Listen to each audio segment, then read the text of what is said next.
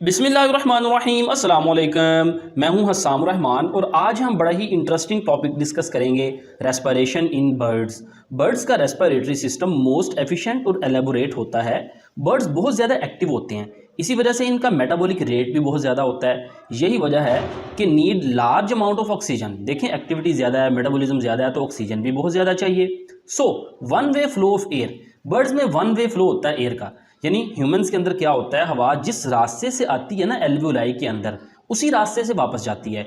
लेकिन यहाँ पे देखें, हवा जिस रास्ते से आ रही होती है उससे किसी और रास्ते यानी किसी डिफरेंट वे से वो वापस जाती है। तो इसमें वन वे फ्लो है एयर का।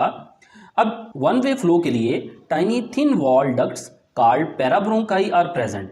यहाँ पे देखें, ये लंग्स आपको बर्ड्स का नजर आ रहा है, ये ट्रेकिया यानी विंड पाइप, यहाँ से हवा आती है, ये लंग्स का अगर अंदरूनी हिस्सा बड़ा करके हम देखें तो आपको ये ट्यूब्स नज़र आ रही हैं।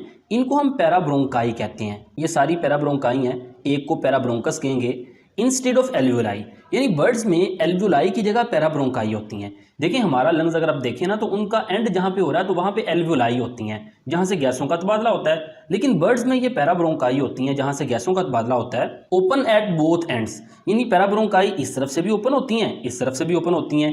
एयर इज कॉन्स्टेंटली वेंटिलेटेड, दोनों तरफ से ओपन होने की वजह से लगातार हवा इसमें से गुजरती रहती है। Wall of parabronchi are the chief sites gaseous exchange, यानी पैराब्रोंकाई के जो वॉल्स हैं ये गैसोस एक्सचेंज की चीफ साइट हैं, जैसे ह्यूमन के अंदर एल्वियोलाई होती हैं।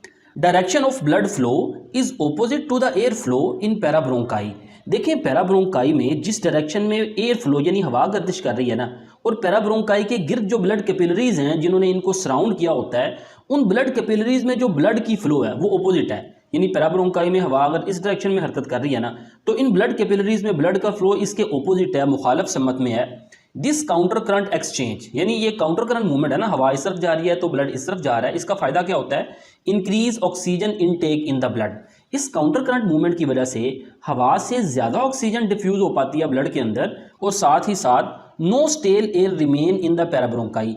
स्टेल एयर का मतलब है जो एयर अंदर ट्रैप कर जाती है। हमारे लंग्स है ना, एल्वियोलाई में कुछ ना कुछ हवा ट्रैप कर जाती है हर दफ़ा सांस लेने में, तो वो बाहर एक्सचेंज नहीं होती। लेकिन यहाँ पे कोई स्टेल, कोई फालतू एयर नहीं रहेगी। जो हवा आएगी वो सारी की सारी वापस जाएगी, क्योंकि एक ही फ्लो के अंदर हवा की मूवमेंट हो रही है। नेक्स्ट बात करते हैं एयर सैक। एयर सैक कहते हैं हवा की थैलियाँ। अब बर्ड्स के अंदर लंग्स के साथ साथ कुछ हवा की थैलियाँ बनी होती हैं, आपको नजर आ रही हैं ऑरेंज कलर के अंदर।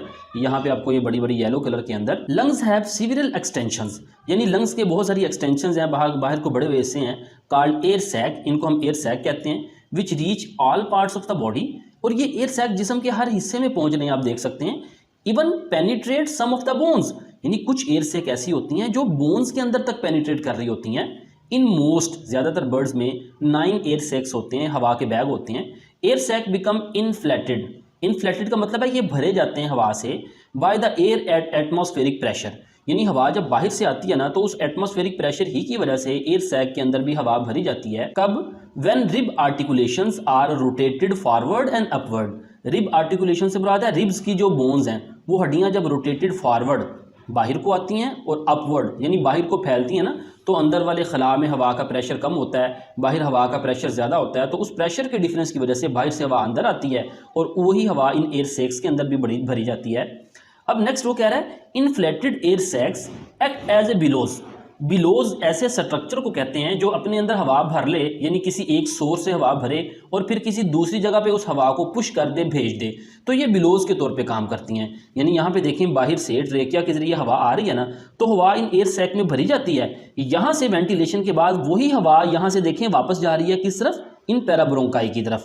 तो यहाँ पे भी हवा इसमें भरी जाती है और भरी जाने के बाद वापस आ जाती है, और यहाँ पे भी वेंटिलेशन यानी हवा का एक्सचेंज होता है ब्लड के साथ, जो बाहर ब्लड कैपिलरीज मौजूद होती हैं। तो वो कह रहा है कि ये इन्फ्लेटेड एयर सैक्स बिलो के तौर पे काम करती हैं and send air into parabronchi, और ये भरने के बाद हवा की तरफ भेजती हैं पैराब्रोंकाई के अंदर फॉर द गैसोस एक्सचेंज, गैसों के तबादले के लिए। और दूसरी बात याद रखें, ये जो बर्ड्स हैं, बर्ड्स का वजन भी कम होता है। इनकी जो हड्डियां होती हैं, हड्डियों के अंदर एयर स्पेस जो सी बहुत ज़्यादा होती है, आप देख सकते हैं, क्योंकि बर्ड्स ने हवा में उड़ना होता है। जितनी हड्डियां हल्की होंगी उतना ही इनको हवा में अपने आप को लिफ्ट करने में आसानी होगी। तो ये था complete topic respiration in birds के हवाले से। उम्मीद है आपको समझ आई होगी। किसी किस्म का क्वेश्चन हो तो ज़रूर पूछिए, फीडबैक ज़रूर दीजिएगा। अस्सलामु अलैकुम वरहमतुल्लाहि वबरकातुहू।